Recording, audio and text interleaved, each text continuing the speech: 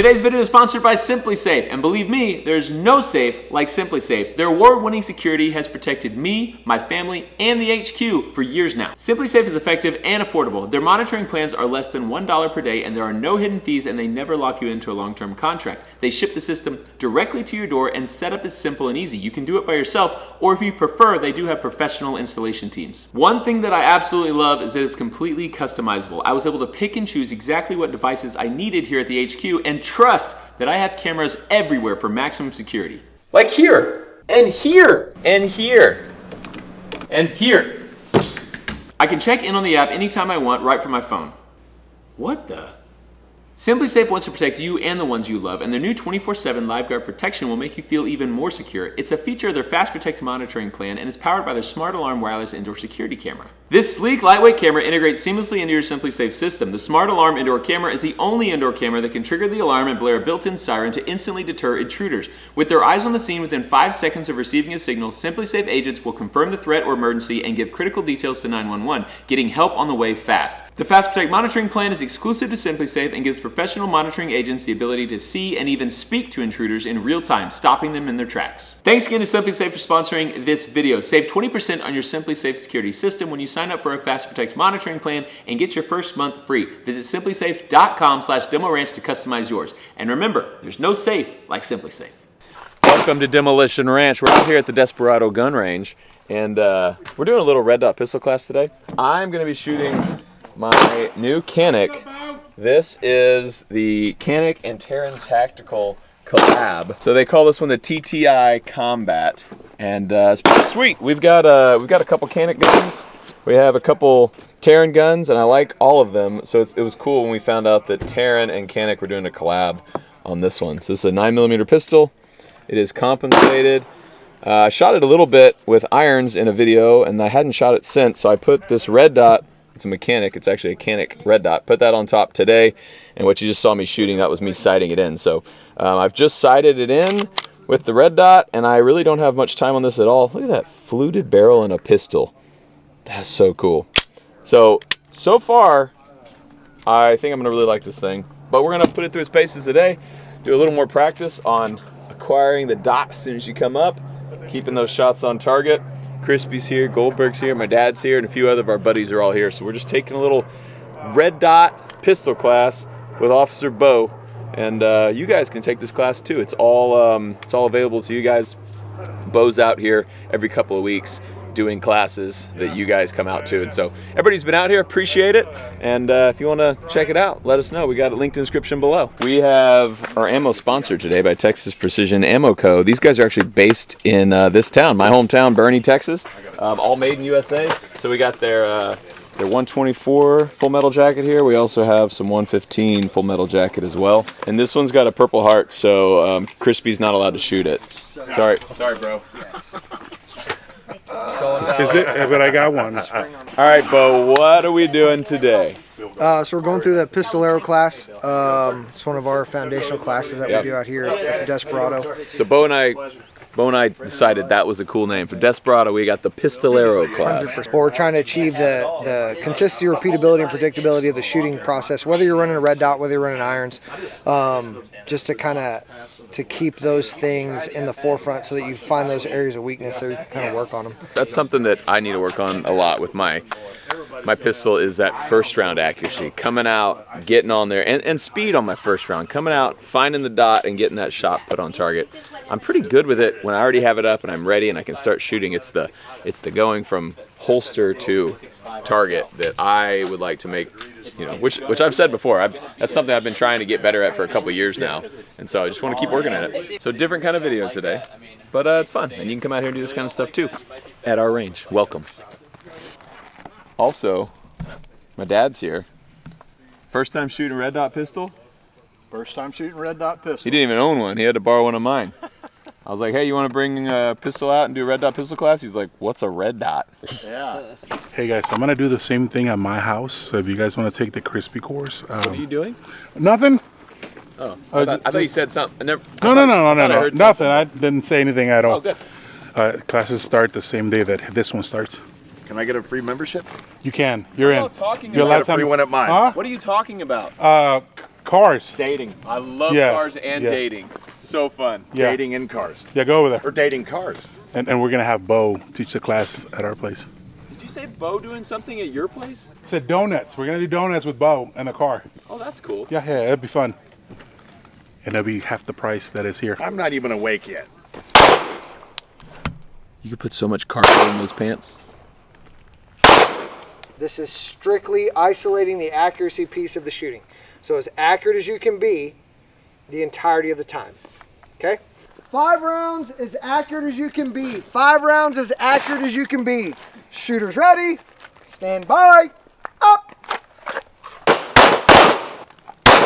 For a second, for me.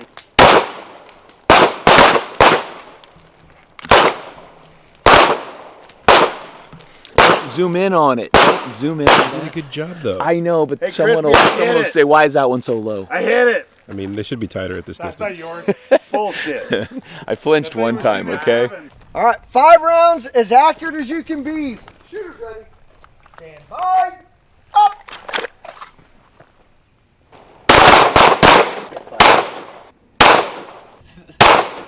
Wow, you're gonna jump into this, Thule? Wow.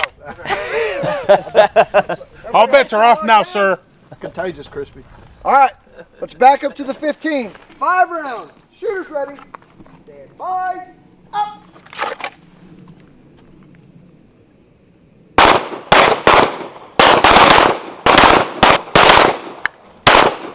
Gun then. Try when he. I can't see that far. Is it good? Yeah, Go through all my guns. I think it's Dear better than God. people would expect from you. I'll take it as a compliment. It's like when you tell someone you're smarter than you look, and they're like, "Yeah, thanks." Is that a compliment or? Take your mags out, unload. Take the one out of the chamber, show your partner. Clear. Store your gun Clear. dry. I feel like I did better than Crispy. That's for sure. Yeah, you wish. For those of you that weren't happy with your target, and even for those of you that were, what was our stress component of our accuracy drill? Camera. Camera. That's it though. So we didn't have a speed I can element, go if you want. right? There was no time component piece. It was just to be as accurate as possible, right? So when I'm doing this drill, I'll take my sweet ass time and make sure that I'm keeping everything in the A zone. So just something to think about when you're going through and refining your process is isolating those things and finding those failure and weak points. Like, hey, why did I, say shank around or 3 low, right? Why did that happen? When did that happen? Where did that happen? All of those things. That way, I didn't know we were supposed to be shooting the A's. that way, hammer out and iron those things out and make them better. What did he say? So we're going to talk about understanding where our triggers break will come into play when we start talking about our vision connectivity to the target. Let's hop on the line. All we're going to do is reset our triggers, take up the dead space, make contact with the trigger, see how much pre-travel you have in the gun. Once you get to that first wall, just add a little bit of pressure until it starts to catch again, and then we're going to stop, add a little bit more. If it gives, cool, take it up until you find that next false wall. If you don't have a false wall, start focusing on how much squish you have in your finger, or how much of that those false walls or pre-travel I have to take up to get to where I get the result I'm looking for, which is the click. All right, so these are empty guns. We're just checking to see how triggers are. So a lot of striker fire guns have squishy triggers compared to like a really nice 1911 that has a very crisp trigger. So I've actually never tried this like slow on this gun just to see what it feels like. And then there's your reset right there, and then pretty good. I mean, you get like a stock Glock 17 or something, very squishy. Man, that's That's nice. actually a really nice trigger. You want to know a really funny joke to play on your friends? So whenever people are doing stuff like this up on the line and like it's all unloaded guns, you just load one round in there and you just BAM! No one has ears on. It's hilarious. The instructors love that joke. I want to let the trigger forward so that when the gun reciprocates, that trigger gets reset in recoil. So it's just an automatic. So thing you're that saying happens. You should not hold the trigger all the way I don't back. like holding the trigger all the way back. I reset my finger all the way so that I can feel through all of those walls. So all I'm Each trying to time do- it's a complete reset. Yes. Yeah, I'll just work through the whole That cycle. seems Now, counterintuitive, but I understand. as what you you're start getting more intimate with your trigger, you won't have to go all the way through that pre-travel and dead space. Pardon me, I'm going to go get intimate So with you'll, my trigger. you'll just hit the reset, and the reset We will were all happen thinking immediately. This was a family But channel. we're just trying, the only thing I want you to isolate and focus on is the trigger. Isolate, feeling through the trigger and feeling through those walls. All right. 5 rounds, as accurate as you can be. Feeling through the trigger. Stand by.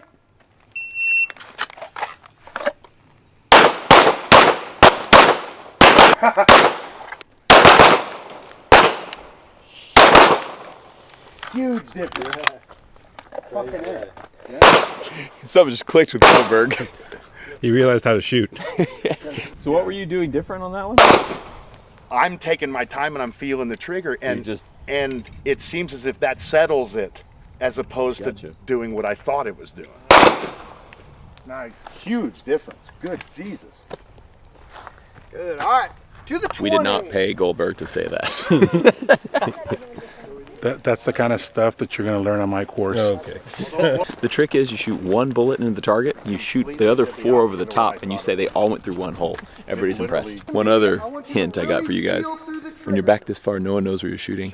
I'm going to shoot at Crispy's all over it. I'm going to shoot at Goldberg's all over it.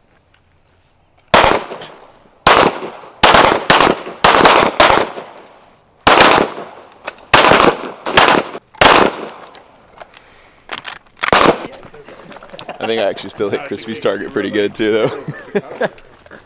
I don't see any flyers. I sent one into your target. Son of a... It's all A zone now that I realize we're supposed to be shooting at the A zone. If you want to see Bo's teaching in real time, I mean, look at the difference between where I was and where I am now. That's good. 3 things that make up our pillars of shooting that have to happen to make the gun effective on target, right? So our grip, vision, and sights, those are the 3 things that make up effective hits on target. We've gotten to where we understand the importance of the trigger press. Now we're going to talk about the stance. So the way that I like to break down the stance is having an athletic stance or a shooting stance, and I break it down into 2 different sections of how I manage recoil, right? Because that's what we're trying to do, is manage recoil to get it consistent, repeatable, and predictable. So I have my passive recoil management, which is everything that doesn't physically control the gun. So when I talk about passive recoil management, it's everything from my feet, knees, hips, chest, up to about my elbows, right? Everything forward is more actively controlling the recoil management of the gun. So my passive recoil management, I like to stand in like an athletic or a fighting stance. Hips a little bit bladed, but my belt buckle is still pointed at the target. So bringing my head straight forward. If you're standing here in this normal posture and you drift your head forward an inch, you can feel your weight start to bias forward a little bit, which helps passively manage that recoil. Getting into the active recoil management part, right? The support hand's job, what is my support hand's job on the gun? Support, right? How much pressure do I have with my support hand? About 30% maybe? I don't know. A lot. 90%. So, here's what I want you to do. I want you to take your support hand and close your fingers onto your hand and squeeze your hand really hard. So squeeze it real hard. Like the pads of your fingers. Right? So like that's my shooting hand pressure. Mm-hmm. Support hand pressure comes in and crushes and holds the gun in there like a vise. Yeah. Shooting hand What pressure. And that's where my support hand pressure comes in. Oh my God. Does that make sense? 100%. Feel it different? You like right? that? I did. So if I start over gripping or inducing tension with my shooting hand, that can do a couple different things, right? So if I'm trying to shoot at an aggressive pace, y'all ever been trying to shoot real fast and like you go bang, bang, bang, bang, bang, bang, bang, bang, bang, bang, right? And you have that like delay. That happens because I'm inducing tension into my shooting hand and I get what's called trigger freeze and I can't manipulate the trigger freely. Relaxing that shooting hand can help you freely manipulate the trigger, and that crushing support hand pressure keeps that muzzle from deviating, helps it keep it from deviating left, right, up, or down. So this is your support hand. This is your grip hand, support hand. He's saying tighten down with that support hand. I did that, and that definitely makes the dot not jump as much. When you're firing, that dot is moving. You're trying to keep it on target. Sometimes if you're really moving, you'll lose it. That strong support hand definitely made the dot not jumping so much. Better? So the next thing that'll help is you're starting to drift your head over to the sights. So keep your head straight up and down. Okay. Right? And bring the gun to your eyes. Okay. And do 5 rounds. Dad, he said 5. I know. Yeah. Old man They're can't just so count. embarrassing, right? my dad is so embarrassing. Just let me know when to head that way. Perfect. Better? Yes, much Able better. to keep the dot in the window? Yes. When do we learn the like John Wick, like jump through the air sideways? Is that like later? That's in the super secret squirrel advanced class. Oh, okay. Do we do dual wielding in this class? No, but with your feet we will. Okay. That's what I signed up for. What we're going to do is we're just going to get some individual times. Stand by. 142. Stand by. Nice, 183. This one is just speed, no aiming. He just wants us to go as fast as possible. He doesn't care what you hit. I should just shoot. Shooter ready. Stand by. Did I win? Did I win? 72. That's what I thought. Maybe. That's what I thought. Maybe. I'll see if I can beat a 72 with the two-handed grip. Stand by. See, you got it up all the way. That one and felt you good. shot an 89. 89. All right, cool. Matt, you got it up. Good job. I got it up.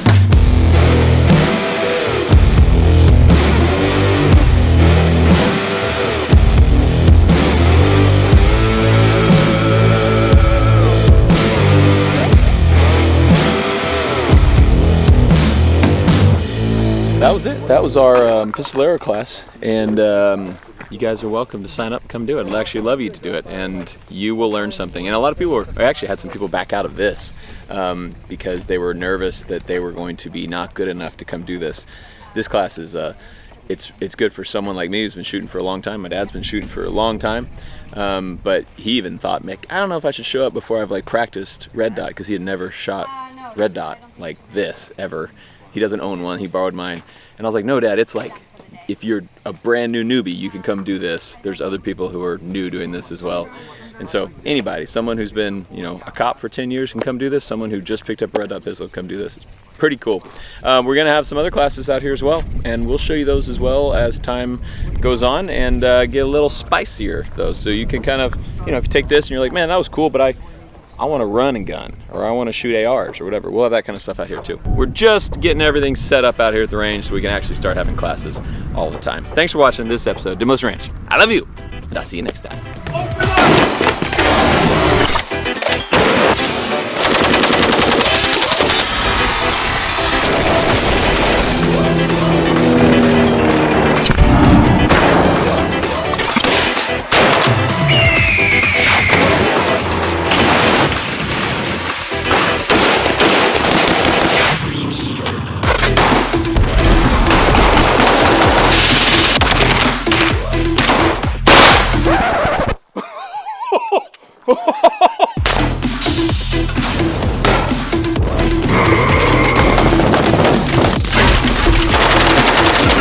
Get back! What was that? Let's end this video.